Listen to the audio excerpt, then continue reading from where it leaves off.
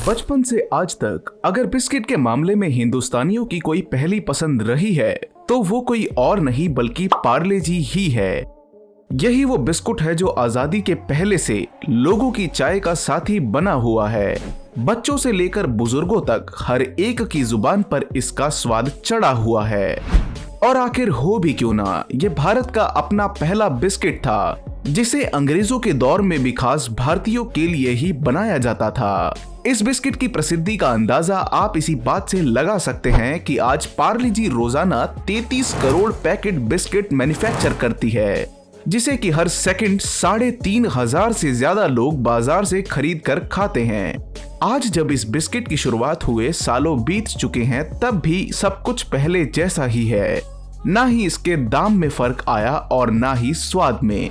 और तो और जो पैकिंग इस बिस्किट की 1960 के दशक में थी, आज भी उसे बरकरार रखा गया है। और यही सारी बातें पार्ले जी को बनाती है इंडिया का वर्ल्ड फेमस नंबर 1 बिस्किट।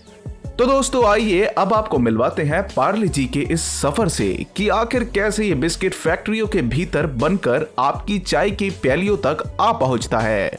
मगर पार्ले जी की इस यात्रा के नजारे लेने से पहले आपको फैक्ट्री कल्चर को सब्सक्राइब कर हमारी इस फैमिली का हिस्सा बनना होगा। बाकी आई एम श्योर इतनी अच्छी वीडियो को आप लाइक किए बगैर तो नहीं ही जाने वाले। तो दोस्तों पार्ले जी बिस्किट बनाने के लिए सबसे पहले जरूरत होती है कुछ चुनिंदा हाई क्वालिटी इंग्रेडिएंट्स की, जिसमें व्हीट फ्लोर यानी मैदा, sugar, palm oil, vanilla flavour, condensed milk powder, salt, vegetable based emulsifier और कुछ अन्य फ्लेवरिंग और प्रिजर्वेटिव एजेंट शामिल होते हैं। पार्ले जी बिस्कुट को बनाने के लिए सबसे पहले इसके कुछ मेन इंग्रेडिएंट्स जैसे व्हीट फ्लोर, शुगर और एडिबल ऑयल को एक बेहद बड़े स्टील कंटेनर में ऐड किया जाता है।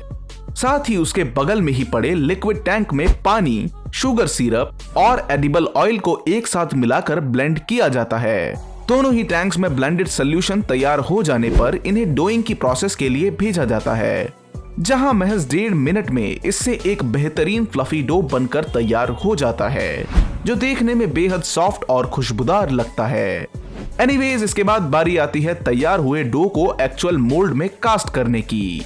वास्तव में इसी प्रक्रिया के तहत ढीले पड़े आटे को इन बिस्किट्स में तब्दील किया जाता है।